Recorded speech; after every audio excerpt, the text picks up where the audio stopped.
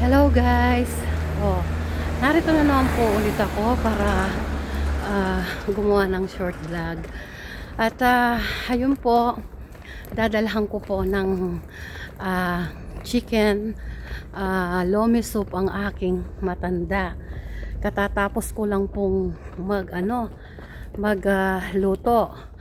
Kasi po, naging ugali ko na po na kapag po na pagkatapos kong magluto, halimbawa, minsan po pag sa maaga, kapag may time po akong magluto, ay dinadalhan ko po yung alaga kong matanda.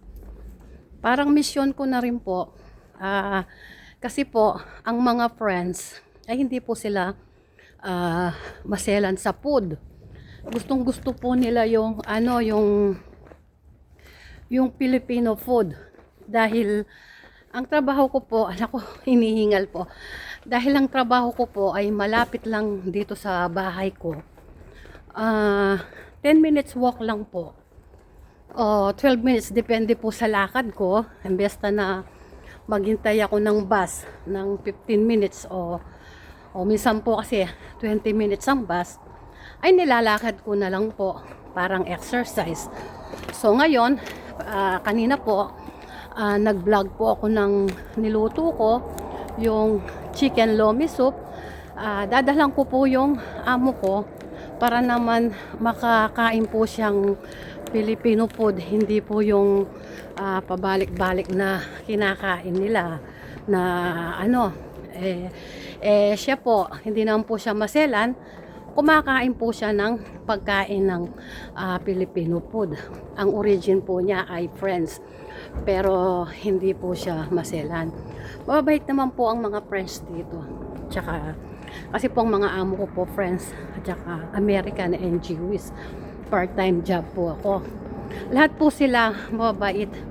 Blessing po sila sa buhay ko. Po sila, wala po akong masabi sa kanila. Bagamat syempre ang trabaho ay nakakapagod, normal lang po yun dahil wala namang trabaho, hindi nakakapagod. Kaya kahit mabait po sila, ginagawa ko rin naman po yung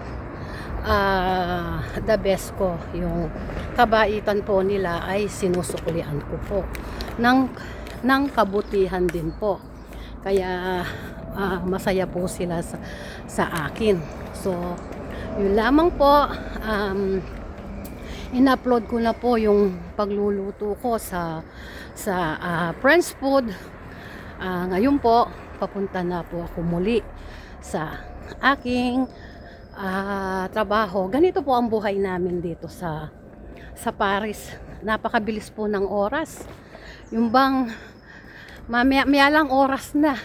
Minsan magigising ka na nga ng maaga kung gusto mo talagang kaya kapag OFW ka, kailangan i-manage mo po yung management time, para may time ka rin sa sarili mo bago ka pumasok, makakain, para hindi naman yung bigla ka lalayas, wala kang breakfast, wala kang kaya kung minsan yung iba hinihimatay sa karsada, siyempre naman ang lakas mo kung wala kang kinain, di po ba? Ang hirap kaya ng maglinis.